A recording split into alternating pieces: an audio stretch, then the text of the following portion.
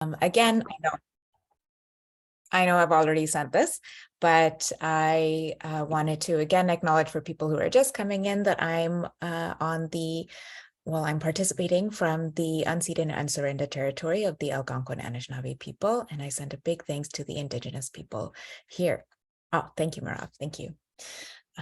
We have a great panel today, so I'm just going to get right into it. In this session, we will be hearing from economic abuse experts from around the world.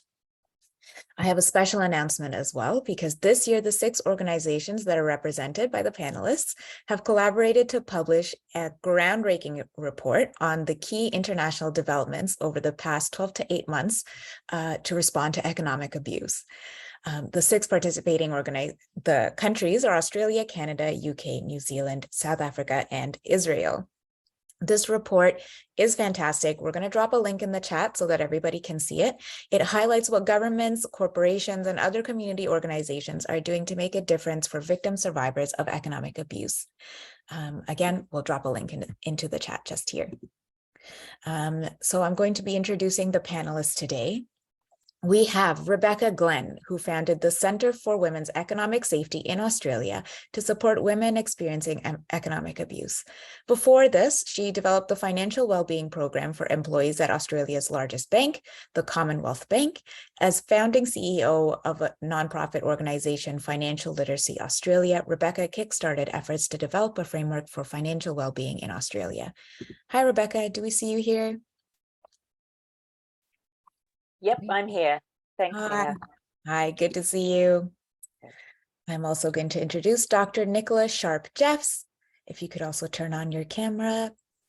Dr. Sharp-Jeffs, she is the founder and CEO of Surviving Economic Abuse UK and is an expert in economic abuse. She's worked in the violence against women and girls sector since 2006 in both policy influencing and research roles. In 2020, Nicola was awarded an OBE in the Queen's Birthday Honors. I hope I said that right. I hope I got that right. Just please tell me if I got it wrong, for services to victims of domestic and economic abuse in recognition of her work. She is the 2020 winner of the Third Sector Award for Rising Chief Executive and was also named Rising Leader of the Year in 2021 by the Charity Times Awards. What a powerhouse. Speaking of powerhouses, we also have Nicola Eccleton, who is the Social Inclusion Manager at Good Shepherd New Zealand. Nicola co-wrote Good Shepherd New Zealand's 2018 research called Economic Abuse in New Zealand, and she is currently leading the organization's work in economic abuse. So this includes developing Healthy Financial Relationships Toolkit with Auckland University of Technology, and she oversees training and resources along with managing a pilot program to support clients to address the impacts of economic abuse. And before this, Nicola had piloted a Good Shepherd New Zealand microfinance program and completed a master's thesis on microfinance as a policy response for New Zealanders in financial hardship. Hi, Nicola. Where is she? I wonder if her camera. There we go. Hi. Next, we have Felicity Guest, who is the founder of Child Maintenance Difficulties in South Africa, and she's a financial abuse specialist on child maintenance. Throughout her work, Felicity creates awareness on the systemic inequalities and marginalization of women and advocates for social justice and the protection of women and children. Thanks for being here, Felicity. I think we heard from you earlier in the summit. Next, we have Dr. Mirav Shmueli. I hope I also got the pronunciation right. She is a human rights lawyer who specializes in gender equality and who has worked both in the government and in civil society organizations. She holds a law degree from the Hebrew University of Jerusalem, a Master of Law degree as well, and a doctorate in law from the University of Toronto. Holy, well done. She is a member of the Israeli Bar Association, and Mirav joined Women's Spirit as the Director of Policy and Legislation. In this role, she leads the legal and advocacy activities of Women's Spirit, and she works closely with government authorities, the Knesset, the private sector, and NGOs and academic scholars. Welcome, Mirav. I'm going to get right into the questions today, and I think I'll just go in order of everybody who I just listed. So for the first question for our panelists, please describe some of the key research, services, or tools that your organization provides to combating economic abuse. Go So ahead. I think that was me first, That's Rebecca you. Glenn, Centre for Women's Economic Safety. And yeah, I'm delighted to be joining you from the unceded land of the Gadigal people of the Eora Nation, more commonly known as Sydney, Australia. So we exist to support women experiencing economic abuse in the context of domestic and family violence, but really work to reduce its impact as well. So there are a number of ways that we do that. We publish a website called the Financial Safety website, and it is essentially financial information through a domestic violence lens. So we know that there's a lot of, publicly available information about financial products and how to improve your financial well-being, most of which assumes that you're free to make different and better choices about your finances. And obviously, when we're talking about economic abuse, we're talking about people experiencing domestic abuse. That simply isn't the case. And then products start to become really complicated to sort of figure out, well, if I can't do what, all of the experts recommend, what are the possibilities? And so that website is really trying to address some of those concerns, as well as providing a national directory to a range of services that may be useful. Now, most of those services, and it's probably the same in most of these countries, there are very few specific services to address economic abuse. However, if you're experiencing economic abuse, you are very likely to have issues at some point with a range of different parts of your life: housing, utilities, fines, road tolls, banks, it goes on. So the website is really kind of, I guess, a helpful navigator, we hope, for people experiencing economic abuse. We also run money clinics, which is about supporting women with their questions about money, kind of fairly early on. So they might still be with an abusive partner, or they might have just left and be overwhelmed as to what their options are, what steps they should be taking to improve their financial safety. And of course, all of the experiences that women have inform our work in advocacy and in training, because we still have a long way to go in people understanding economic abuse. And so many of the services and systems that we kind of all assume are there to support people when things go wrong are not particularly helpful often to people experiencing domestic abuse, and particularly economic abuse. And so some of the sort of research, we've published a couple of reports, which are all available on our website. We did a report last year about perceptions and experiences of economic abuse in Australia. And we're about to launch next week a new report calling for banks to reimagine their products through a financial safety lens. So they're just, I guess, a few highlights of the kinds of things that the Centre for Women's Economic Safety does. Well, that is an impressive list. Thank you so much, Rebecca. I'm particularly taken by this money clinics idea. I think that's fantastic. And we in Canada, we definitely need more of that. I know we've had quite a few panelists who are doing that already, but great to hear how we're dealing with economic abuse in all these different forms. So I will move on. Same question. Just describe your organization, please, your research services and tools. I'll go to Dr. Nicola Sharp-Jeffs. Thank you. And similarly, thank you very much for having me on the panel here today. It's lovely to see so many faces and to meet new people. So I represent Surviving Economic Abuse. We call ourselves C for short. I might move into shorthand. And our mission is to raise awareness of economic abuse and to transform responses to it.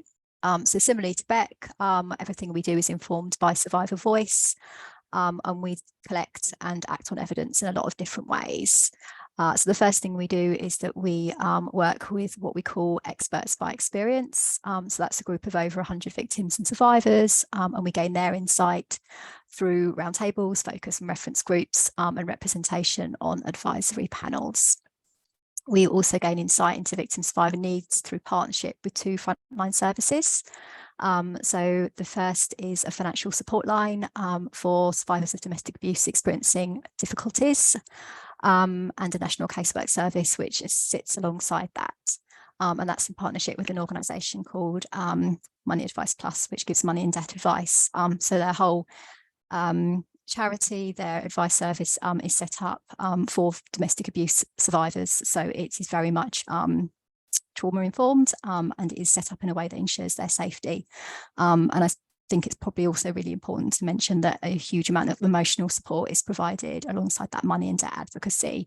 So we see real differences in terms of evaluation of that service, because victims and survivors really feel that the advisors support them, they understand their situation, and that they are their biggest kind of advocates and cheerleaders. So that makes a real difference to their experience of that service. Really interestingly, hearing someone speak on your previous panel, we also have a partnership with Lloyds Banking Group, which is the largest banking group in the UK. So 1 in 4 of us in the UK bank with them through one of their various different products. And they have set up a specialist domestic and financial abuse team. And we train and support that team and have a member of our team seconded to it. So that's another way in which we work to understand the insight of survivors. And as you can imagine, lots of thousands of survivors are in contact with that specialist team. So we also undertake our own research with victims and survivors through surveys. So certainly during COVID, we surveyed, again, hundreds of women about their experiences during the pandemic. And we also, on a regular basis, monitor successful prosecutions of controlling and coercive behaviour legislation, which we have in the here in the UK. Which was introduced in 2015, and consistently find at least 60% of those successful prosecutions have an element of economic abuse with them. And again, similarly to Beck, all that research and that insight is used to influence at lots of different levels. So we use it to influence organisations. So Lloyds Banking Group would be a great example there of how they've developed a specialist response to victims and survivors, and we'll work outside of policy in order to support them. At the sector level, so we work with an organisation called UK Finance, which is the membership organisation for banks and building societies. In the regulatory space, so sticking to financial services, that would be the Financial Conduct Authority, which oversees financial services in the UK, and also government responses, be that through legislation or through their policy development. We also use evidence to shape our communications with survivors. So something that we have on our website is a guide for those who might be experiencing economic abuse, and we've developed a range of resources which we call Tools to Thrive, which they can use to address a range of issues. So things like separating finances, which I know is a theme again on the previous panel, banking, debt, housing, the law, supporting children, pensions, utilities, the postal service, accessing grants, benefits and hardship funds. So as Beck said, pretty much anything you can think of is relevant in terms of the controlling tactics that perpetrators will be using. So always learning about those and always trying to find ways to support survivors in terms of addressing them. And then alongside that, we also develop resources for the professionals who support victims and survivors. Those are called Tools to Support. And one of the things that we have done is develop something called the Economic Abuse Evidence Form, which we're piloting across the UK. And basically that's a form that improves the ability of survivors to request write-offs when debt has been coerced. So in the past 6 months or so, for example, we've helped secure over £1 million worth of write-offs for victims and survivors of domestic abuse so that they can start their lives again. And then finally, and most recently, we've been working with 2 universities to understand the social norms and behaviours that help underpin economic abuse, because what we want to do moving forward is create real sort of behaviour change through campaigns. So yeah, a bit of a whistle-stop tour of some of the research services and tools that C provides. Thanks so much. Thanks so much, Nicola. I just want to say we often do look to C for ideas for new research, to see what C has come up with, because they could see from the variety of things that you guys do, you're clearly pioneering on economic abuse. So just want to thank you for being here again. Very exciting for me. I'm always reading about your stuff. That's why. Sorry about fangirling so hard. I will move on to Nicola Eccleton from Good Shepherd, New Zealand. So I can also claim to be a fangirl of Nicola Sharp-Jeffs, who likes to copy her ideas whenever I possibly can. So that's a great segue, Neha. Thank you very much. So Good Shepherd New Zealand, our remit is to support women and girls who are experiencing hardship and disadvantages. And so what we do is we work with everyone, but we work in areas where women are overrepresented. So that has meant that we've landed in this financial wellbeing and security space by virtue of it being a fundamentally a gendered issue. We began our work with microfinance. So we have a partnership with Bank of New Zealand to provide small no interest loans. And the idea of that was an alternative to loan sharks, we call them here, predatory high cost lenders. And we began partnering with the family violence agencies to provide some of those small loans to people who were leaving violent relationships and trying to set up their homes with new appliances and things. And that helped us identify that there was this real gap in the family violence service response in New Zealand for the economic impact of family violence. And so that's where we sort of jumped in. We did some research to test our assumptions. We had policymakers, people with lived experience, etc. They confirmed for us that, like the rest of you, it's been a problem that's been largely hidden under other forms of violence. Here in New Zealand, certainly put in the too hard basket. How on earth do we begin to deal with this? And so from that research, we've just started chipping away at the recommendations. We have been training organisations about what economic harm is and what the impacts are, and helping them work out what their role might be in responding to economic abuse. Just in the last 12 months, we've been piloting a client-facing response over the phone. And that's been really useful for helping us pull out what we knew from the research around the world, and having those case studies and being able to ring our customer vulnerability partners at a bank and say, this person is one of your clients and we need to work through this case study. And it's been great for us to be able to pull those stories out and give the theory a face, I suppose, and turn that into advocacy. So we've identified things like, for example, a protection order in New Zealand, which is supposed to stop further abuse. The banks and creditors have no response for it. They just say, but it's joint debt, you both have to come in. And so to be able to go back to the Bankers Association as we are and work with them and say, we don't know how to deal with this, we're not bankers, but together we need to unpack this and work out, because it's not good enough. So that's been really useful. We've supported lots of clients in the media to tell their story, or on our website, whatever they feel comfortable. That's always a really important thing to hear from people, but help them work through that, because it's a big deal to tell such a personal story in the media. But one of the issues that we have here is that people don't necessarily understand what it is. And as we all know, we're talking about a spectrum of behaviour here that goes right from, maybe a slightly imbalanced relationship right through to quite serious abuse. And so raising awareness of the different ways that this behaviour can play out is, I think, really important for people to be able to identify in their own lives what is okay for them and what's not okay. So in the family violence space, a lot of people are not ready to hear that they are being abused necessarily, or that they're being harmed by the person that they love. So that was the impetus behind our healthy financial relationships toolkit with Auckland University, was saying, these are some of the healthy behaviours that you might see. This is how you can have a conversation, because people were telling us that money was the cause of all their fights.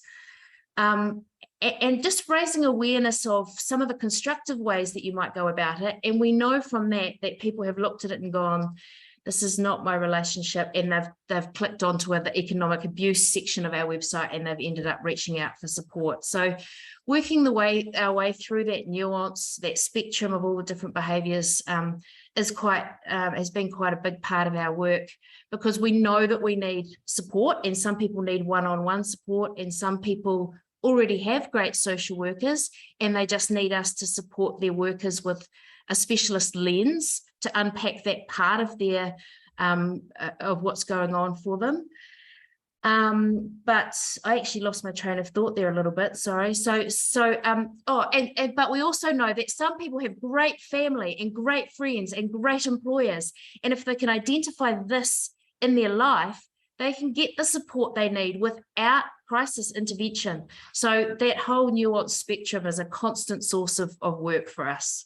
I think that's probably our highlights here in New Zealand. Thanks so much, Nicola. Again, an impressive array of different services here. And I think the common thing that I can pick out from everybody is just that a lot of people just don't know about economic abuse, and financial institutions definitely have to have more of that onus to help the victims and survivors of economic abuse, rather than just saying, you know what, even though you have a protection order, I just want you both to come in. Thanks so much, Nicola. I'll move on to Felicity Guest. Hi, Felicity. Thank you very much. Yeah, it's an absolute privilege to be on this panel with such esteemed pioneers and thought leaders in this discourse.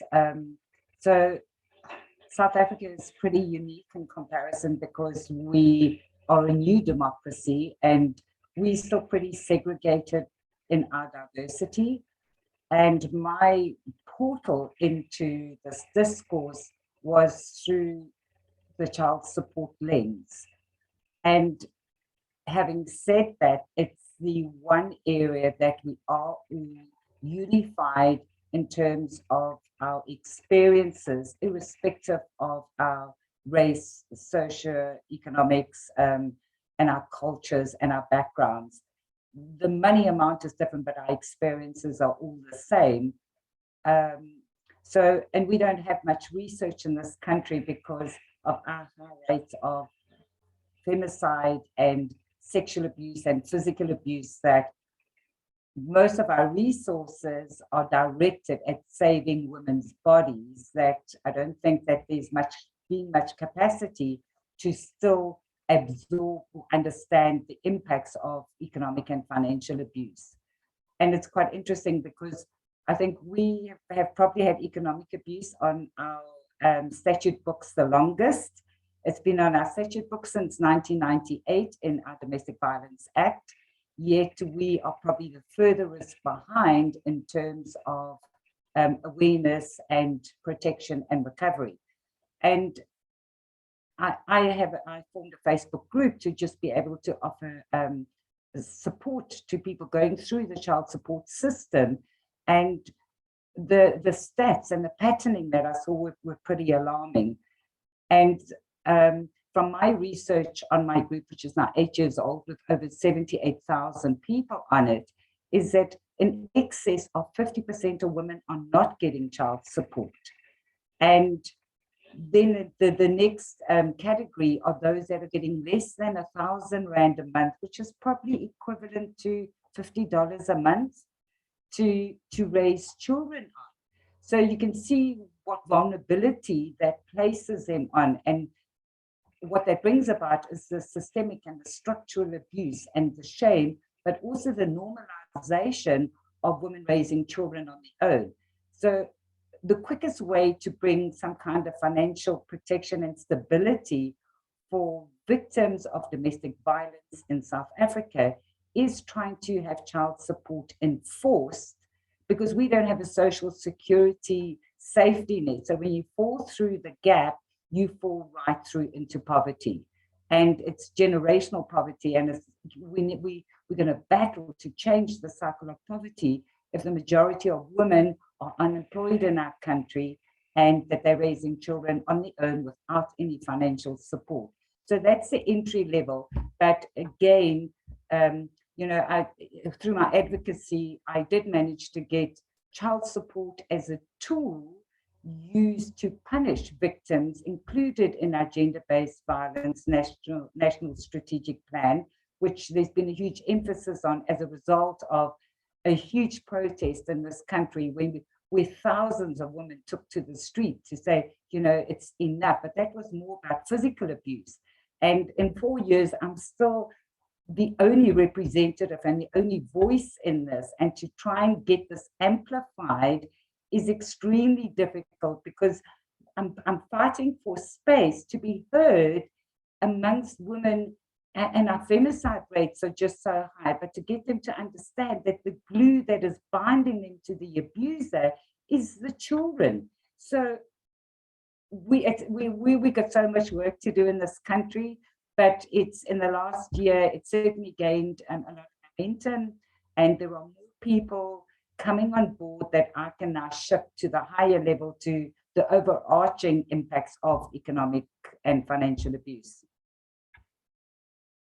Oh, wow. Thanks so much, Felicity. I mean, to be the only advocate on this topic in your country is brave, I mean, courageous, impressive enough, but I think I could speak for everyone when I say thank you for doing your work in a country that's still so, like you said, new to democracy, still so segregated. But something that you do is highlight the intergenerational aspect of economic abuse with the child support payments. So thank you so much for that. I'll move on to Dr. Mirav Shmueli. Thank you. Hello, everyone. And thank you very much for the invitation. I'm very honored to be here with such a panel. And I'll say a few words about Women's Spirit, in Hebrew, Ruach Nashit. It is a feminist NGO in Israel, which focuses on the economic implications of gender-based violence, and works to promote women's economic independence. Women who have been abused, we want them to become more independent financially. And we work on many different levels. One level is the individual one-on-one level with the women. We help women to break the cycle of abuse and rebuild their lives after separation from an abusive partner. We provide them with many different tools, with a long-term and personally tailored solutions to develop and improve their professional skills, their financial abilities. And I would like to stress that we work with women from all groups in Israeli society, which is a very diverse society. In addition, we do a lot of educational work. We give lectures and workshops to many different audiences in the public sector, in the private sector. We want to raise awareness about economic abuse, about its warning signs, how to identify it, and about the consequences. As you said, Niha, people still don't know enough about economic abuse. And on the policy and legislation level, we work to change Israeli laws and policies in order to remove systemic barriers from women's ability to gain economic independence. We have many different projects. For example, we work with policymakers to improve the way that different authorities treat women who have experienced economic abuse. We have been working for years to promote a law against economic abuse in Israel. Currently, there is no such legislation. I can give more details later if you want, but we've been doing it since 2015. We have done a lot of work around coerced debt. We have realized that many women who have been abused are currently in debts, and we do research and we do a lot of policy work around it. And also we do a lot of conferences, and I want to take this opportunity to invite all of you to register to our online webinar at the end of this month. Some of my colleagues here at the panel are going to join us. It's going to be an international webinar on economic abuse with people from different countries. I can send the link later. Thank you. Thank you, Mirav. That's great. Yes, we would love to see the link for that panel. We'd be very happy to join that. And again, thank you for your work, because awareness and education, those are some of the foundational pieces to combating economic abuse. So on to our next question. I'd just like panelists to think about what is going well in your country when you think of reducing economic abuse, and what are the challenges that still must be addressed. I'll encourage panelists to try and keep it a little bit succinct. So we have 6 people and we have half an hour. So I'll start, I think I'll start with Rebecca. Go ahead. Thank you.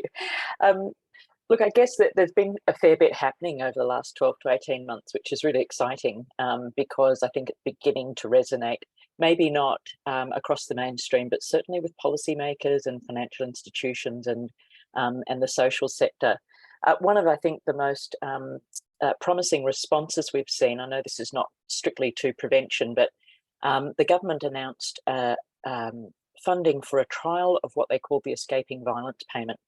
And given we know that finances are really, quite often a barrier to leaving an abusive partner when that is what someone wants to do, it's a fairly sort of profound initiative. And it involves a package up to $5,000, $1,500 in cash plus a range of other supports for a person whose living circumstances have changed as a result of domestic abuse. It won't surprise anyone in this conference, but I think it was a surprise to the government that it was massively oversubscribed quite quickly, that the numbers of women needing, and it's not just for women, but it was predominantly women accessing that payment, were significantly above what they expected. And interestingly, a lot of those women were women who hadn't otherwise engaged with a specialist domestic and family violence service. So I think it sort of speaks to what we know is that an awful lot of people never actually engage with a specialist service who are experiencing economic abuse. So that's been, I think a really positive development. A couple of the other positive developments, economic abuse has for the very first time been recognised and highlighted as a priority in the new National Plan to End Violence Against Women and Children. So, I think that was September, so it's very new news and very exciting. And the last state we have, we have 8 states and territories in Australia, a federated model, but the last state, New South Wales, which is also the largest state, has finally introduced legislation that recognises economic abuse as a form of family violence. So huge developments. I think those last 2, the national plan and the fact that it is now recognised in legislation, is a starting point. So it feels like a big win because it's been such a, a journey to get that recognition. But if that doesn't translate into action, if that doesn't translate into funding for resources around prevention and response, then it kind of doesn't matter. But it's an important start, and I'll leave it there because I'm aware of the time. Thanks so much, Rebecca. And you're right, having it in legislation, that must have been a huge win. I mean, such a relief after such a long campaign. Dr. Nicola Sharp-Jeffs. Thanks, Neha, making note of time and when I'm going to stop.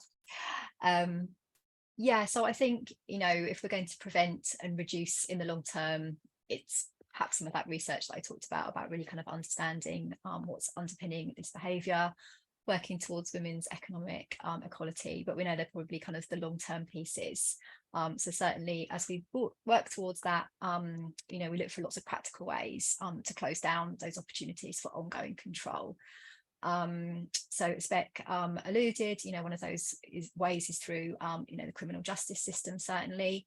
So in the UK in 2021 we saw the new Domestic Abuse Act receive royal assent, and so that similarly, very excitingly, named economic abuse as a form of domestic abuse in statute for the very first time, and not only did it recognise it, but it defined it as well, which was really important because it now means that statutory agencies have a duty to respond to it.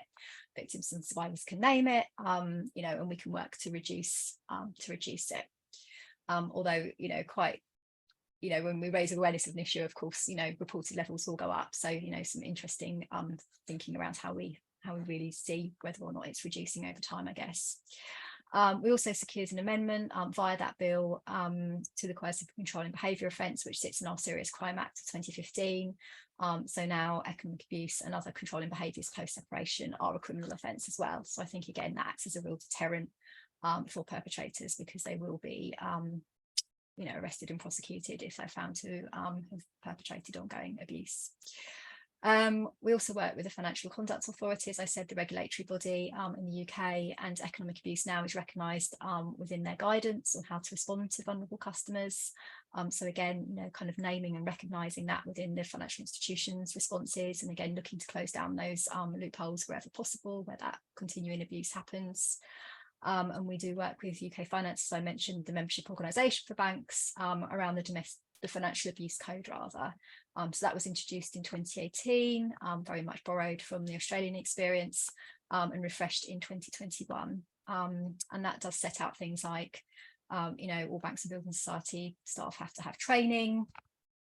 Victims and survivors should only have to tell their stories once. The banking institution will look to see if there's other products in the victim survivors' names that they may or not be aware of. They will remove one party from a joint bank account without the consent of the abuser, so that control can be reduced. They will look to support victims and survivors to exit other joint products like mortgages, for example, and sometimes review their affordability rules if they can see a victim survivor has been paying the mortgage or house loan, which other people might be more familiar with in terms of the term. And if if they have been doing that for a number of years, but they do fail the affordability test, then they might exercise some leeway in relation to that. So really fantastic ways in which perpetrators' control is closed down in that space as well. I think the challenges are kind of implementation across the different systems. We can see, for example, how our family courts might make orders which financial institutions can't enact, which obviously is quite difficult. Whilst we do have recognition of economic abuse within legislation now, we're not yet seeing that filter down into policy development or amends to current policy, which we know facilitates that abuse. So a good example in the UK, again, is around benefit payments where those are made jointly into one bank account, where victims and survivors can completely lose control of those payments because it goes into the abuser's account. And I think the other key piece in terms of prevention, I think it goes back to Felicity's point about that kind of intergenerational piece, is about really maximising access to economic resources for victims and survivors and ensuring their safety moving forward. So reparation, ways of claiming compensation, criminal justice and responses are fantastic. Great to see developments in the financial services space as well, but we really need to be seeing what we would call economic justice, plug for Beck's organisation there, in other ways, and that would be to compensate victims and survivors for everything that they've lost, so that they can move forward safely and don't continue to be vulnerable to someone who would take advantage. Thanks so much, Nicola. I find I identify with a lot of just the things you're saying about prevention in the systemic in the institutions, for sure. That's something that we desperately need in Canada, and we're getting there, but it's a tough battle. It's an uphill battle. Nicola Eccleton. Yeah, so I'll just sort of carry on from your comment, Neha, about the institutions and things. One of the difficulties we have is getting them to understand that the way they operate is not benign. They are having an impact on our clients, and at the worst case scenario, they're causing further harm and re-victimizing. And they are saying, but we're just administering tax law, we have no role in this space. So getting people to understand that every action that they make when they are dealing with a couple who is experiencing family violence has an impact. So that's a constant challenge for us to get people on board. But I suppose from an optimist's perspective, we are definitely making headway in terms of the awareness of this problem, and that's domestically, but also internationally. Our biggest banks are owned in Australia, so everything that Beck does to prod the banks in Australia is helpful for me. Beck, thank you very much. But we are definitely seeing an awareness being raised. We have been working with the New Zealand Bankers Association on including economic abuse and family violence more broadly in their customer vulnerability framework so that it is on their radar. There is there seems to be quite a genuine from the bank's customer vulnerability teams. Particularly, I know banks are really big and they have, you know, profit people and legal people, but their hardship teams are really committed to informally working on just doing this better. So that's been great. We're a really small country, which is really useful when we're trying to change some of these big picture things. We have spoken to the Minister for the Prevention of Family and Sexual Violence about our concerns about the legislation. We are behind the UK and Australia in this space. At the moment, economic and financial abuse is a subset. It comes underneath psychological abuse. And the problem with that is that it's hidden, and psychological abuse is often really difficult to pinpoint. It comes into that he said, she said stuff that goes on in the courts, and our justice system is behind the 8 ball, I would say, in terms of women's equity and looking at things through these types of lenses. So we want the legislation pulled out to be its own form of abuse. We want the threshold raised in the justice system for what is accepted. We want people to start having to have a response to it. So we are that's our big call to action next week with our Awareness Day event, is to say we need this to be its own form of legislation so that it can have a focus, so that it can be resourced properly. It leaves its own trail of evidence in a way that psychological abuse doesn't. And it requires a different response. Psychological abuse is terrible in its own right, but it doesn't leave you with a bad credit rating that means that you can't get a rental property for your kids and yourself to live in. So we're really calling for that legislative change just to help the momentum and help push things along. The other thing that we have issue with is that a lot of the support mechanisms, particularly financial support for people in hardship in New Zealand, have income thresholds. So if you're in a high earning or middle to high earning household, you don't qualify for support, you don't qualify for legal aid, you don't qualify for social welfare support. And we're trying to raise awareness of the fact that you may be in a high earning household on paper, but the nature of economic abuse means that you don't have access to that money, and it's not something that should be measured. It's not appropriate to limit responses by income in this space. So yeah, those are some of the challenges that we're facing. Thanks, Nicola. We hear that income one all the time. And again, it speaks back to one of the sessions that we were having earlier, where one of our panelists did a study, and there was a myth. She said the myth is that, oh, this only happens to low income women, but it's not true. And the problem is that a lot of those programs that are meant for survivors and victims, they believe that it's all like low income still. So it's very difficult to get over that. Felicity, I'll move to you. So the progress made this year is I co-founded an NPC so that we could specifically advocate for economic abuse in South Africa, with maintenance just being one of the lenses, so that we can address elder economic abuse as well, all of the different lenses. So in response to the gender-based violence NSP, they fast-tracked a lot of legislation. So they made amendments to our Domestic Violence Act. And as I said, we've had economic abuse, we've had emergency monetary relief, but they've also included coercive and controlling behavior. And then as well as the courts, the domestic violence courts being able to make interim maintenance orders that can be enforced in the maintenance courts. And the problem is we have these incredibly progressive laws based on our constitution, but it comes down to implementation. And, you know, as has been spoken about on many of the different panels before and sections, is training.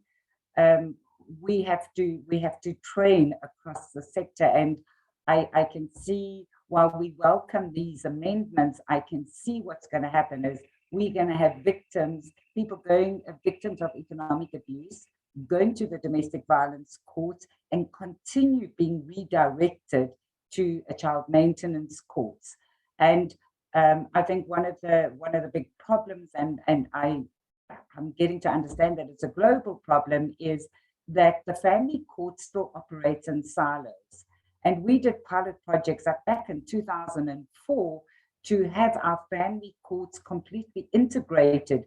So if you had a domestic violence case and a case in children's court and a case going in maintenance courts, that they could put them all together, because that gives you a picture of what is actually going on, the patterning and the behavior and the extent of the abuse.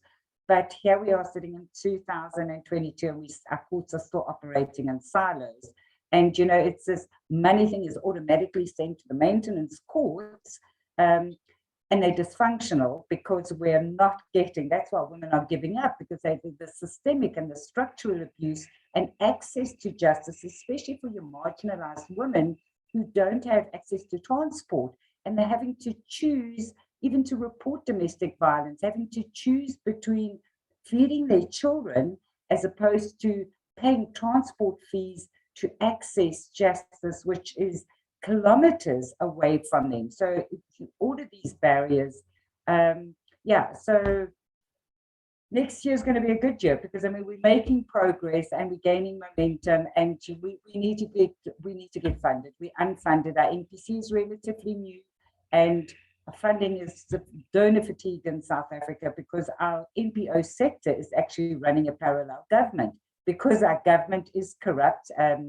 South Africa, I mean, what we've gone through. So there's this dependence on the private sector to finance all of this, and there's limitation to that as well. So, you know, we're having to enter the space to get funding to make us sustainable, because this is such a critical part of eradicating gender-based violence in this country, where our femicide figures are if 3 women are killed every single day, and they've been killed by intimate partners, you know, and that we're not even going on women who are staying in abusive relationships.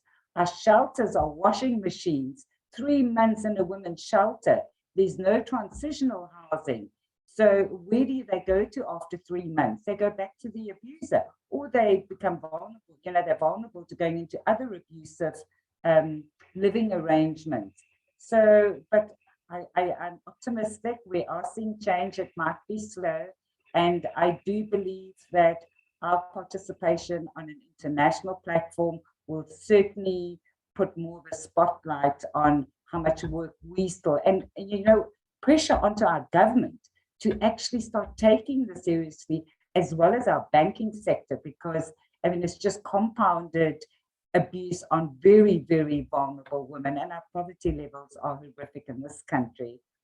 And in the numbers, it's a majority of women who are living in poverty. So, but we're optimistic.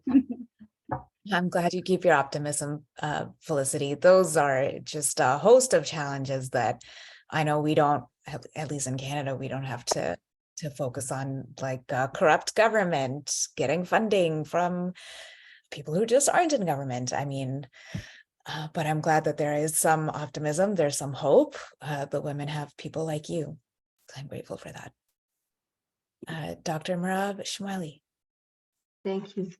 So in Israel, while there has been a growing awareness and understanding of what economic abuse is, and there have been several governmental committees that have addressed this as a distinct phenomenon that needs to be prevented in distinct ways, and still it is far from enough. We feel that people don't really understand what it means.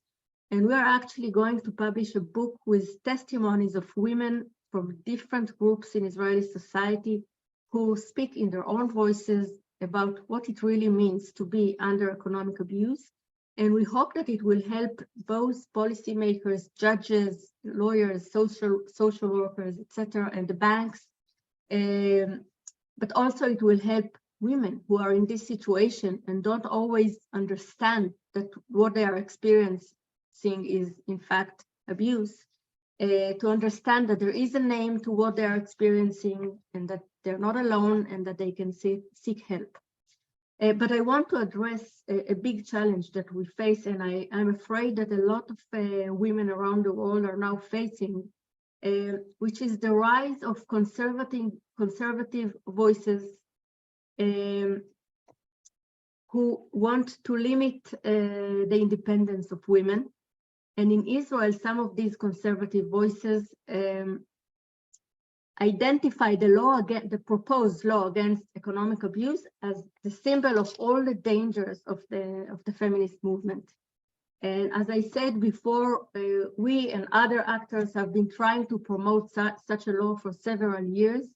There have been all kinds of explanations for why it has not happened yet, but certainly the power of those organizations that call themselves pro-family organizations, who claim that a law against economic abuse is an illegitimate intervention of the state in what's going on within the family, and that it violates the freedom of choice of any couple to decide how to handle their economic affairs, that this is very dangerous.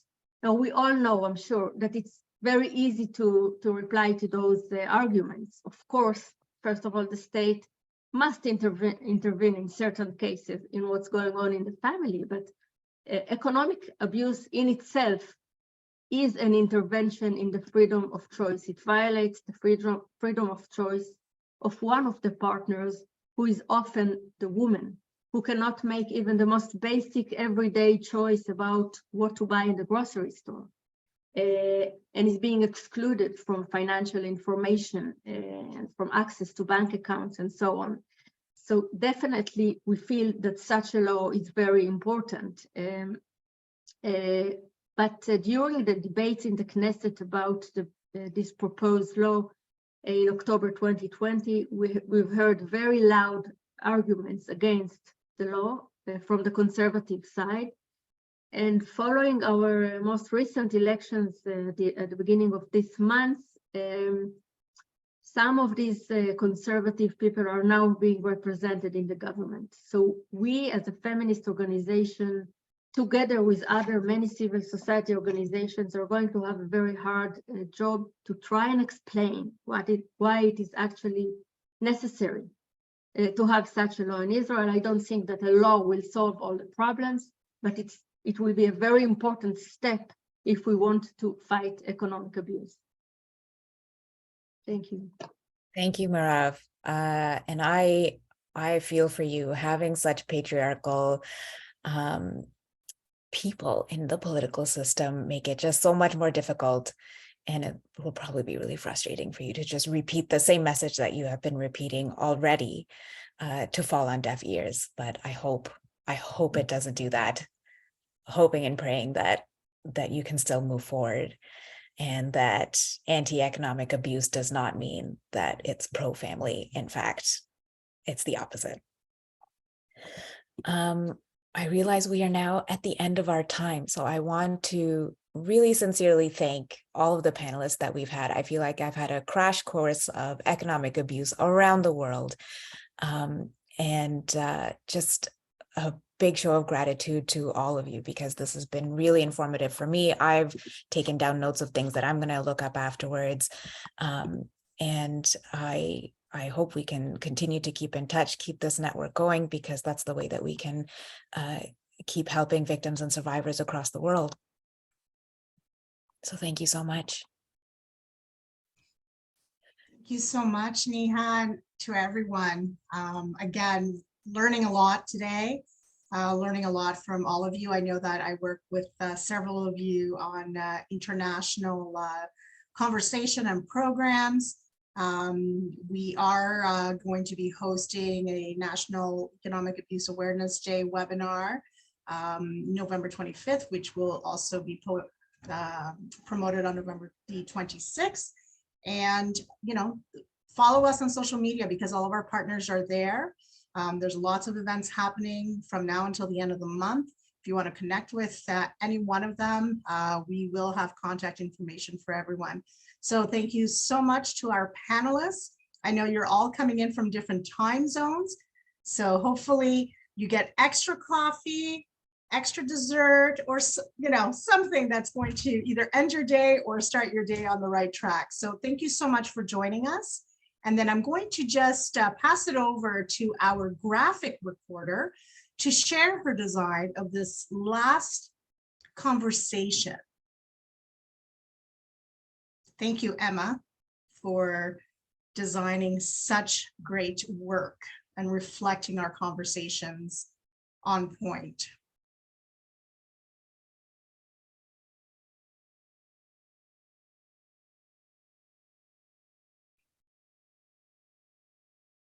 Excellent. So like I've mentioned throughout this day, these designs will all be available on our website, social media. We will be sharing them with our panelists as well. So stay tuned, you will see them. I'm looking forward to spending a few more than 1 minute to go over them, because this is wonderful to capture the important conversations and some of the overarching themes, but as well as some really important takeaways that we need to focus on. So I will pass it over. Thank you, Emma, for sharing your screen. I will now pass it over to Neha. I cannot believe we're coming in to the top of the hour. This has been an incredibly enriching, inspiring, and very, very educational day for me specifically, as I'm coming in new to this organization just from a few months ago. So I'm going to pass it over to Neha as we come in. We have a very special guest who is going to address us in her closing remarks. And I will just turn off my video and pass it over. Take it over, Neha. Thanks, Natalie. I'm extremely happy and honored to present the Member of Parliament, Anita Vandenbeld. She's the MP for Ottawa-Nassinipian, where I live. So it's good to see you, Anita. I'm particularly excited because anytime we work with Anita, it's just fantastic. She has been a strong supporter, advocate, and activist for economic abuse. She was the first member of parliament to mention economic abuse in the House of Commons and spoke to that. She's also on the Standing Committee for the Status of Women. She's an international expert on democracy and human rights. She's worked in over 20 countries on inclusive governance and women's leadership, including with the United Nations Development Program, Democratic Governance Group. That's a long name, and she did that in New York. She also managed a multi-partner international network that aimed to promote women's political participation. She's born and raised in Alberta. She obtained her undergraduate degree at University of Calgary before completing her Master of Arts in History at York University. So thank you so much, Anita. I'll hand it over to you. Well, thank you very, very much. And I just have to say it is such an honor to be able to address all of you. And I know it sounds a bit trite, but I mean, to see how far you've come. This was really, I think, a work of passion of some of you who have been there from the beginning, who approached me, and just to be able to see how a partnership between people who are activists, people who care, people who see a problem and want to solve it, approaching representatives, elected representatives, and then being able to partner. And then I know that you've gotten some funding from the federal government for some of the research projects. And what I'm really seeing today is a trajectory from, it was a local group, and the first study that you did was local, it was Ottawa, and then you went to national, and now you're having engagement and exchanges at an international level. And I only wish I could have seen more of it. I'm looking forward to some of the outcomes.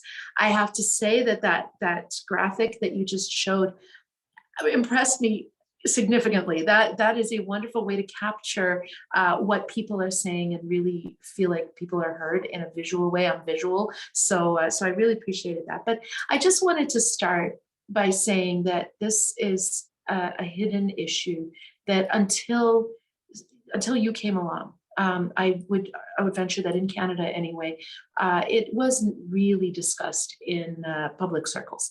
Certainly not in Parliament, as you said, but it's also, I think, something that for many women and many victims or survivors would not have even realized that this was a form of abuse that they had experienced until it's actually spoken about. The awareness piece of what you've been able to do. You have taken something that people knew, something that people experienced, something that was implied, and you have literally put it on the national front page. And that is something that I am enormously impressed. The work that you're doing is very, very important. And one of the pieces to that is you cannot see things unless you can count them, unless they are made visible through statistics. And because this was very anecdotal and it was very much based on lived experience, it was something that was very important for government to be able to come in and provide some assistance, to be able to get some of the statistics, to be able to do the research, to be able to find out and document what is happening, to whom is it happening, how often is it happening, and what are the solutions. And I was able to read some of the outcome documents of some of the research you've done, and it is alarming. It is absolutely, the numbers are staggering. And we know that depending on intersectional identities, the numbers become unthinkable. And so I think that the awareness raising that you're doing, keep on doing that. The voices that you are giving a platform to are voices of people that they're everyone. They are our mothers, they are our daughters, they are our sisters. And they're people that otherwise would not even know their own voice, let alone feel the confidence to be able to be heard and to be seen. And this is just the beginning. Right now, we know the problem. You've articulated it exceptionally well. What we now have to do is we have to really work together for the solutions. I've seen the recommendations. I've heard now some of the things that are happening internationally, and I want to continue working with you. This is exactly the kind of example of how democratic representative government is supposed to work. And I would not have engaged in any of this if it wasn't for that first phone call, or the first Zoom call. That years ago now, it feels like yesterday.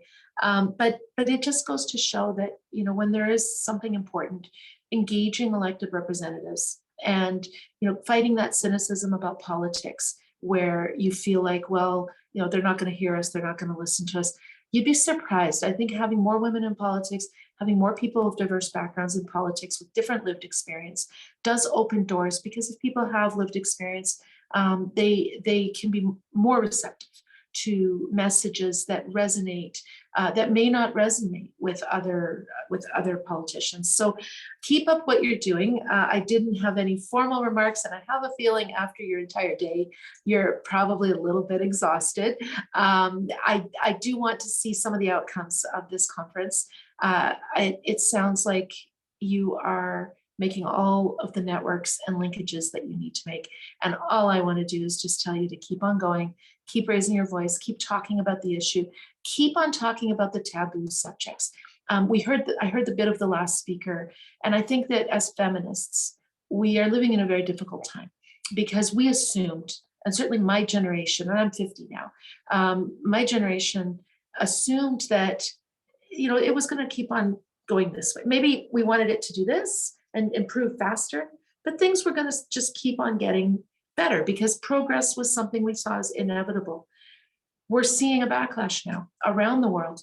We're seeing a backlash here in our own backyards of, we can't take for granted that progress is going to continue this way. It's starting to do this in many, many places. And I think as feminists, we need to be loud. We need to work together. Activists, elected people, private sector, we all need to be working together to lift each other up, to hear each other's voices, and to make sure that we don't lose ground in areas where we have started to make progress. So that's my message. I do want to end on a positive note, which is that I have a feeling that a lot of elected officials in the Canadian Parliament know what economic abuse is, and probably did not know it before the incredibly good testimony that you gave before the committee, and also because of the advocacy that you've been doing. So thank you for everything. I think this is a fantastic partnership, and I'm looking forward to seeing what we can do next. Thank you.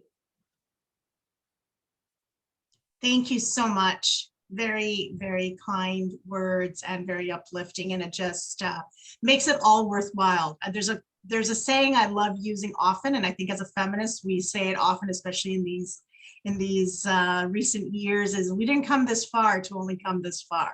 So we need to continue fighting and advocating and joining together and empowering each other, to lift up that platform. So thank you so much, Anita. I look forward to working with you in the future. Thank you for supporting us. I will pass it over now to our Executive Director, Messi. Thank you, Anita. Hopefully you can stay just for a few more minutes. Thank you. Okay, thank you so much, everyone. I know we come to an end, and nice to see you, Anita, again.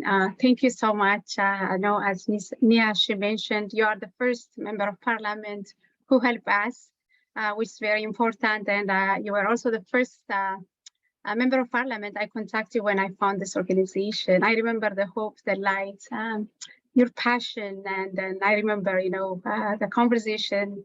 And also the support, you did for me, and then I will never forget, because this work is not for me, it's all about Canadian, and then your support, your voice, it's really helped us. I just would like to say thank you on behalf of Tim. And thank you so much, all the participants, because it's very important today. This was one of my dreams, actually. I remember 6 years ago, I was invited to speak about gender-based violence. And I tried to talk about economic abuse, and nobody understood me. And then that was a dream. Like, I wish if I could have a chance to organize like a nationwide conference and or panel discussion, but today we made it. This will not happen, if we had not the support by the government. And thank you so much, Women and Gender Equality Canada, the Canadian government, and most importantly, my team members. Dr. Natalie Snow, she's the one who leads the national research. Neha, she's a champion for this cause from the beginning. I really want to appreciate Michaela, Johanna, and Natalie Martin. She's the one who organized this event, and also we have a lot of team members behind the scene. I really want to appreciate, because this work is it's not only for CCFWE and for social services, even for the government. This is very important for everyone, specifically who are running a business and then a corporate world as well. So I really want to, again, thank you so much, even our national task force members. I know there's a lot of people are behind the scene, because your voice, your expertise, your leadership is very important, and we'll continue fighting this injustice. We call it injustice because economic abuse is all about systemic barriers. And also we'll continue collecting data. Race-based data is also very critical for us to amplify our voice. And we'll continue also creating our collaboration and partnership, not only in Canada, but worldwide. So on behalf of my team members, board of directors, and this amazing and wonderful team members, thank you. Thank you so much, Anita. Hopefully I will see you in person soon. Thank you. Thank you, everyone. Well, this concludes our summit. What a wonderful day. I hope everyone feels inspired. Continue fighting, continue sharing. I will stop the recording now, and I will ask that the CCFW team stay behind so we can do a little high five. So I'll just stop the recording.